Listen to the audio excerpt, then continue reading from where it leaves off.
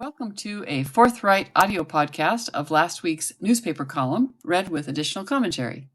Published Thursday, May 30th, 2024 in the Spokesman Review, Selective Outrage Undermines U.S. Supreme Court.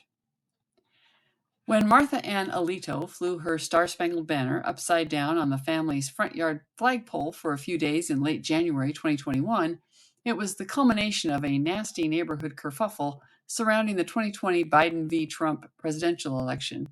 Her husband, Justice Samuel Alito, says he had nothing to do with it. We are long past the era when married women were only mentioned in the press by their husbands' names, and husbands were assumed to control their wives' opinions. That hasn't stopped the left-wing outrage machine from grasping onto his wife's actions as an excuse to call for Justice Alito to recuse himself from cases involving elections. The basic facts are simple. It's the symbolism and judicial ethics that are in question. As we slog through Biden v. Trump, the sequel, Mrs. Alito's inverted flag raising has abruptly become subject to retroactive interpretation. According to the New York Times in a May 16th article, flying a flag in the traditional distress signal position must now be interpreted as a startling symbol for the Stop the Steal campaign. The evidence for that claim is non-existent, according to Kimberly Strassel in a Wall Street Journal column. She writes, quote, "A search of the Factiva news database turns up no articles containing the phrases Stop the Steal and Upside Down Flag before the Times report," end quote. She calls the attempts of activists over the past several weeks as so obviously a smear job that it could have the opposite of the intended effect to cast doubt on the court's decisions and create fear of chaos going into the 2024 election. According to the U.S. Flag Code, the symbolism of the upside-down flag is a, quote, signal of dire distress in instances of extreme danger to life or property, end quote. It was used by protesters in the summer of fiery but mostly peaceful destruction following George Floyd's death in 2020, as well as by some of the rioters on January 6th attempting to disrupt the election certification in 2021. Now, 3.5 years later, we have another attempt to interfere with democracy in what appears to be an insurrection-like campaign by progressive media to undermine the legitimacy of the U.S. Supreme Court. Twice in the last week, national columnists published under the Other Voices label in the opinion section of this newspaper have been flag bearers for the disinformation originally promoted by the New York Times, and calling Mrs. Alito's actions grounds for claiming an ethics violation by Justice Alito by hinting at partisan bias in the household. The columns by Peter Jensen of the Baltimore Sun and syndicated columnist Jennifer Rubin expanded on the New York Times misinterpretation of the symbolism. They repeat the New York Times claim that an upside-down flag is the preferred symbol of the Stop the Steal movement and demand Justice Alito recuse himself from any case involving former President Trump. Until November of 2023, there was no code of conduct for the U.S. Supreme Court justices. The justices decided amongst themselves what counted as crossing the ethical line. Justice Ruth Bader Ginsburg set the recent precedent. She saw no reason to recuse herself from ruling on the case of the Trump tax returns after her vocal anti-Trump statements during the 2016 election campaign. Similarly, Justice Alito has no reason to step away from performing his judicial duties related to cases involving elections. Flag code violations, by using a national symbol of distress in the context of a petty local quarrel, are an exceptionally nerdy choice of weapon for a judicial ethics debate. There are so many meatier issues one could dig into. Republicans have highlighted a trip to Israel gifted to Justice Ginsburg by a rich friend who had business in front of the court. Democrats pounced on Justice Clarence Thomas for traveling on vacations with a rich friend, although his friend did not have business in front of the court. Even with the new code of conduct, activities by spouses of the justices are not controlled. We no longer treat husband and wife as a single political unit like the era before the ratification of the 19th Amendment giving women the right to vote on their own. Ginny Thomas's consulting firm is a subject of ongoing debate. Even the New York Times in 1997, before it devolved into a partisan propaganda pusher, reported on Justice Ginsburg's failure to disqualify herself from cases involving companies in which her husband, Martin Ginsburg, had a financial interest via an individual retirement account, and eventually they sold the stock. The new code of conduct will help hold judges accountable far better than the old Boys and Girls Club method of deciding what counts as an ethical lapse. It may also help rein in legacy media shenanigans and selective outrage by defining a standard for whether an issue deserves hurricane-force coverage. Martha Ann Alito's flag was barely worth a minor breeze. Clearly, the United States is a nation in distress. Given the chaotic rage displayed across America over the past 3 years, perhaps all the flags should be flown upside down. Well, this column got one rather long naysayer response by email, one from Ted Cummings, a Democratic candidate for the 4th Legislative District, and he had this to say. Good morning, Ms. Madsen. God only knows why I read your column this morning, but I did. I have often wondered if you are paid for your opinion because I can think of no other explanation for someone to spread misinformation and propaganda on such a regular basis. Being associated with journalism, I would imagine you have some idea of checking sources. You cite Kimberly Strassel of the Wall Street Journal, for example, for the claim that the upside-down flag is not being associated with Stop the Steal. Kimberly is an identified Trump supporter, proof enough listening to anything she has to say or write is meaningless, but it also ignores a host of sources that demonstrate the upside-down flag was flown at the insurrection. Ms. Alito and Sam, intimately involved with the sedition of January 6th, knew exactly what the flag meant and flew it intentionally, just like the Christian nationalist flag they flew at the beach house. Both Clarence and Sam, along with other Trump appointees, are repulsive, corrupt, and incompetent jurists that are a stain on our justice system. The what about argument you throw in on Justice Ginsburg is ridiculous.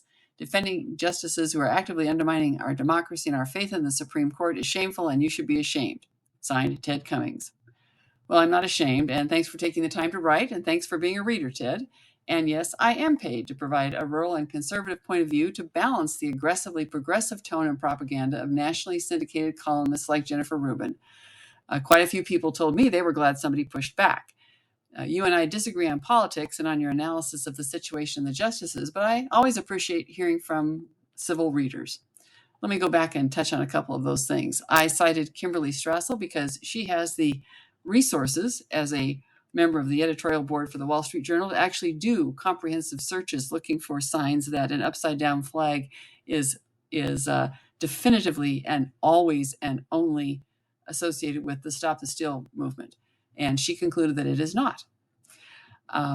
As far as calling the Gadsden flag a Christian nationalist flag, again, it may be that there are Christian nationalists who fly that flag, but so do a whole lot of other people. And nobody has a trademark on flags, on the use of a flag. We differ on our opinions of the justices. I actually think they're all doing their best. And we'll get onto that what about bit after I give a very short recap of an email that came from another reader. That I'll let him remain anonymous. He's not in the public eye. But another reader wrote a very short email objecting to bringing up Ginsburg's lack of recusal from an old case as, quote, no balm to excuse Alito and Thomas, end quote. So it wasn't added as a balm. It wasn't whataboutism. It was an example of how, lacking a code of conduct, the justices of the U.S. Supreme Court have been making up their own rules as they go along. One person's whataboutism is another person's fair and balanced. So, as part of illustrating the problem of a Supreme Court operating without a formal code of conduct, I needed to use examples that would annoy everyone equally and that readers would be able to quickly identify as coming from different parts of the court. Thus, I used Thomas and Ginsburg. I'm sure there were a few people who flew the American flag upside down at the riot at the Capitol on January 6th. It appears in a couple of places that I could find, but mostly the photos show lots and lots and lots of right side up flags. And interestingly, a Google search for the keywords upside down flags and Black Lives Matter brings up quite a few photos of the symbol for distress being flown at the many 2020 mostly peaceful protests as well. The protests throughout the summer that resulted in more death and destruction than occurred in Washington, D.C. in January of 2021. Links to those images are included in the Substack post for your own reference. In media, there are three terms that really matter. One is malinformation. That would be the deliberate publication of private information for personal or corporate rather than public interest, such as revenge porn, maybe deliberately changing the context, the date, or the time of genuine content. I mean, that's just outright lying. Then there's misinformation. That's the unintentional mistakes, an inaccurate photo caption, the date, a statistic, a translation that just was put down wrong. or when satire is taken seriously, like the War of the Worlds that got people all excited that there was an alien invasion. That's misinformation is an unintentional mistake that can happen to anybody. You can correct it later and say, "Hey, I figured out what's going on." But disinformation is defined as the fabricated or deliberately manipulated audiovisual content or intentionally created conspiracy theories or rumors. By taking something that is information, maybe not all the information, and using it in a way that creates a different impression or serves a narrative. And that's why herein lies my problem with the kerfuffle over Mrs. Alito's flag flying incident. I believe it is disinformation to intentionally create a conspiracy theory on the basis of old rumors, old he said, she said, whatever happened about an argument among neighbors. Like most disinformation, there are kernels of truth. Did Mrs. Alito fly the flag upside down for a few days? Yeah. Did some stop the steal believers fly an upside down flag on January 6th? Probably. And in fact, I would expect that to happen. It's a common symbol of natural distress and of national distress and has been for decades. But nobody has a lock on its use any more than I could say that I'm going to use it for just national distress that I see. Rehashing the old news of a wife's dispute with a nasty neighbor who posted a sign with the F word next to a school bus stop. That appeared to be the root of the whole little argument, tit for tat, with Mrs. Alito and the neighbor.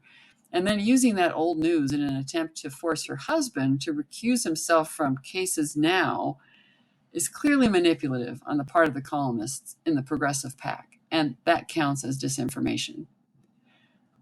Thank you for listening, and be sure to subscribe for notification of new content.